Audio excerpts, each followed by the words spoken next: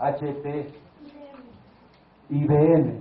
No puedes, está prohibido terminantemente, ni por referencias comerciales. No puedes definir características en base a referencias comerciales.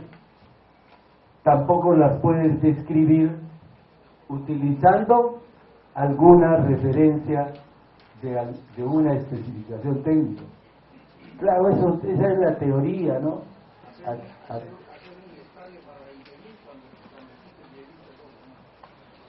Claro, ¿no? Seguro.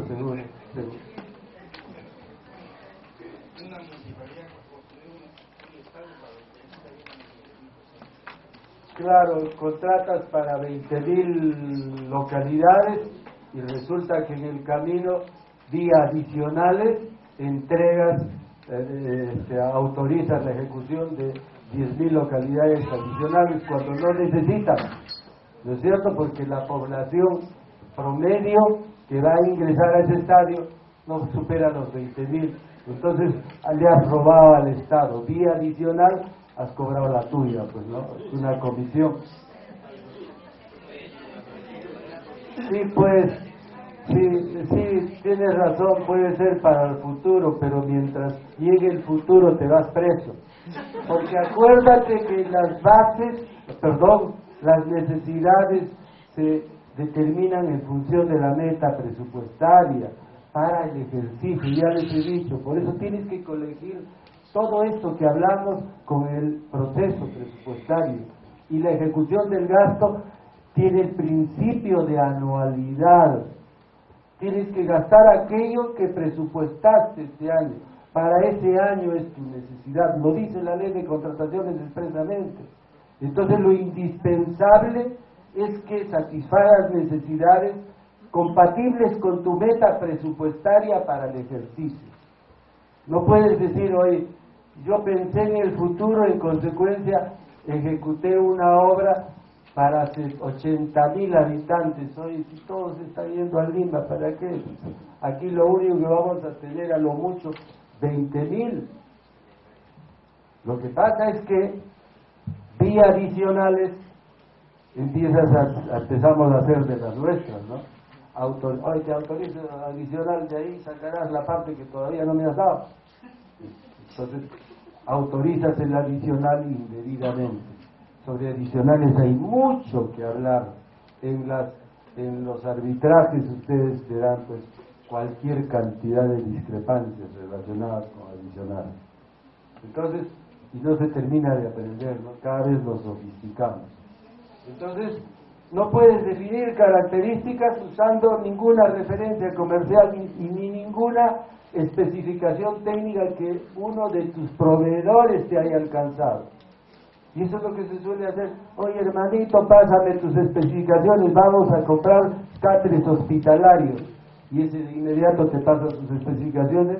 Lo único que haces es agregarle un clavito abajo ahí escondido. ¿Esto se parece? No, señor, no se parece. Hay un clavito abajo que trae buenas vibras. Ya lo cambias, pues, ¿no? Entonces nos hemos acostumbrado a eso. No elaboramos especificaciones técnicas como manda la ley.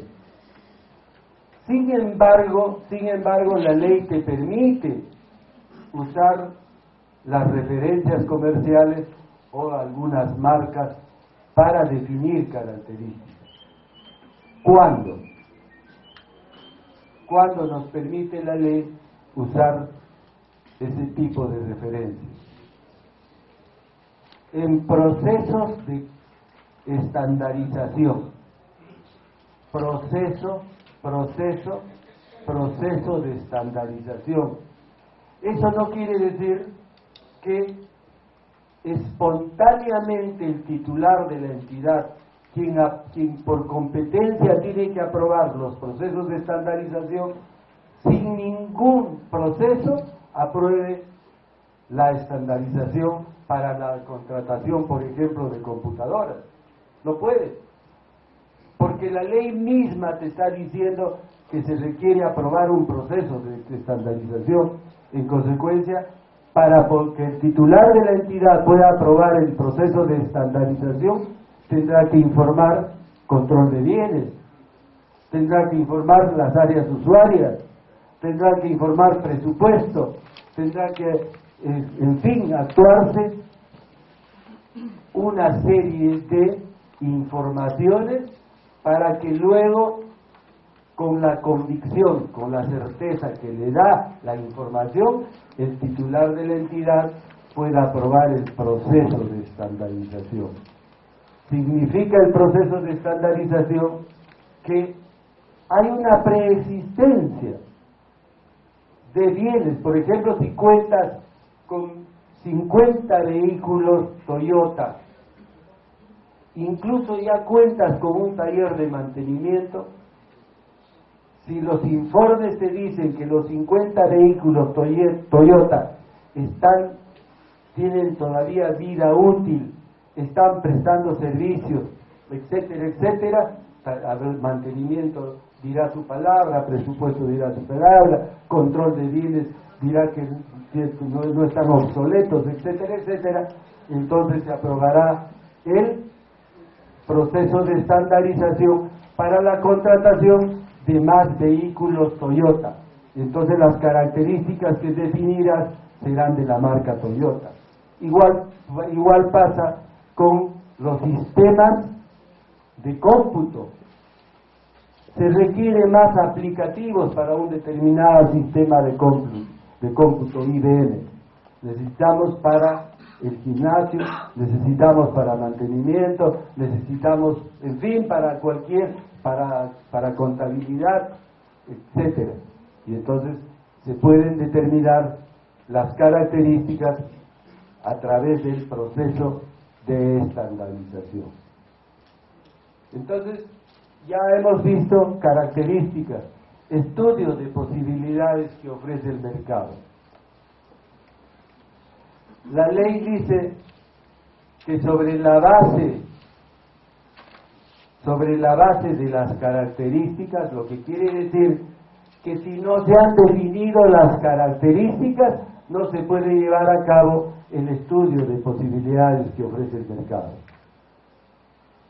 El estudio de posibilidades que ofrece el mercado se aplica para definir el valor referencial, es decir, el costo de esos vehículos, de esas carpetas, ¿qué más? De esos productos farmacéuticos que vamos a contratar.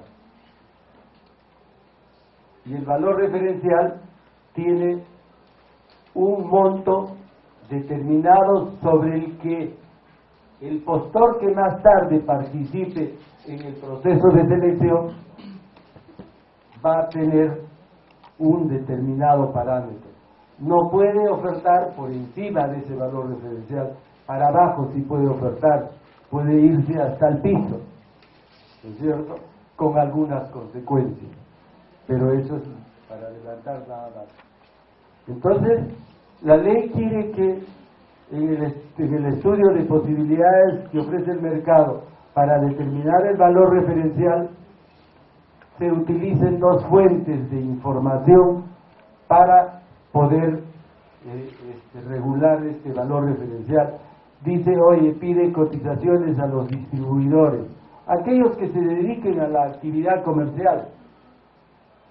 Pero no te olvides del fabricante, prioritariamente a los que se dediquen a la actividad comercial. Y no te olvides del fabricante en su caso, porque hay bienes que no son comercializados por los fabricantes, los difunden o los distribuyen a través de sus distribuidores, pero en su caso, dice la ley, debe solicitarse a los fabricantes la información sobre cotizaciones. Sobre cotizaciones habría que hablar mucho, toda una mañana, la tragedia de las cotizaciones en aquellas deficiencias o irregularidades sobre precios. Pero ya lo vamos a dejar ahí para la próxima, cuando ustedes me inviten a conversar nuevamente. Esto, si estoy bien de la garganta. Pero es una fuente la cotización del distribuidor o comercializador o fabricante es una sola fuente, la ley te exige 2 fuentes por lo menos. Entonces, ¿cuáles son las otras fuentes? Oye, búscame el precio histórico de ese bien. Ahora, hay otro gran problema en definir el precio histórico. ¿Qué es precio histórico? Lo que se suele hacer informal y ordinariamente. Oye, pides, tienes 3 licitaciones que conozco, el precio más bajo. ¿Ese es precio histórico?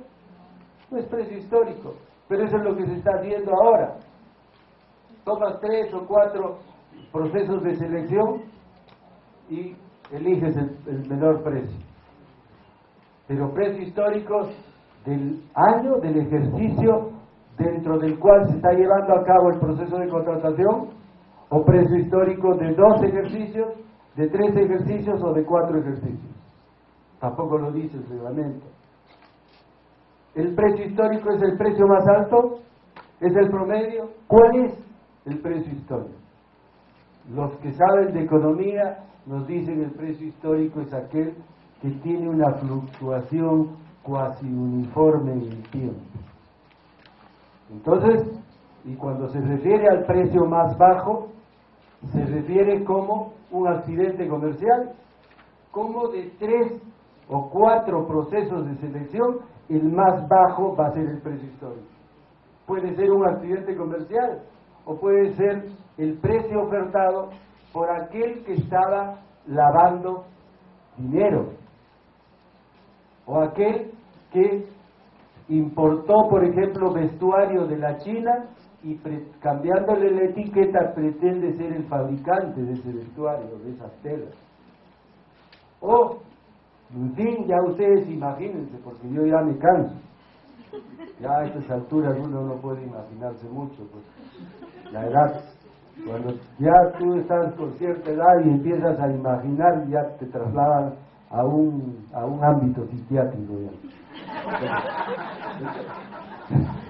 Entonces mejor ya no sigo imaginándome, ya los dejo para ustedes los jóvenes para que sigan imaginando.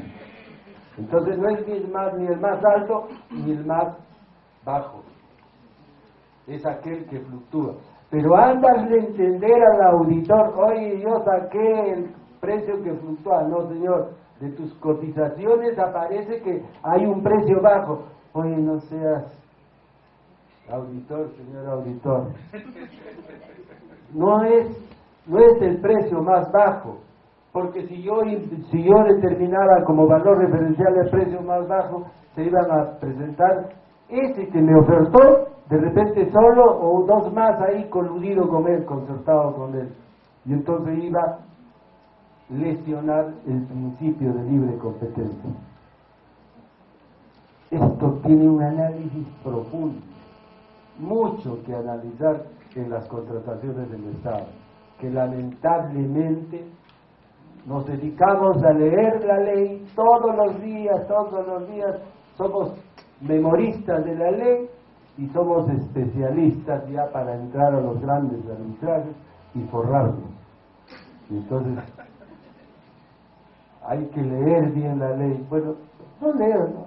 Quienes están encargados de difundir la ley deben hacerlo de manera profesional, ¿no? Entonces, los 2 precios históricos y cotizaciones dicen 2 fuentes, pero hay otras fuentes. No hay precios históricos, estructura de costos. La estructura de costos también tiene otra naturaleza jurídica que ya no vamos a desarrollar, porque eso puede dentro de 15 días sale mi librito, cómprenlo. ¿Ah?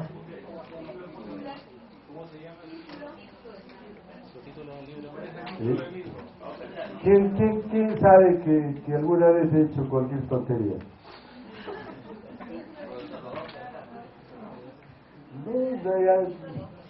Se llama análisis de la ley y reglamento de contratación.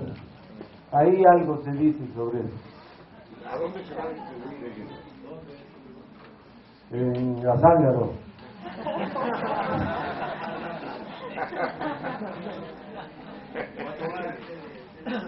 Ya, entonces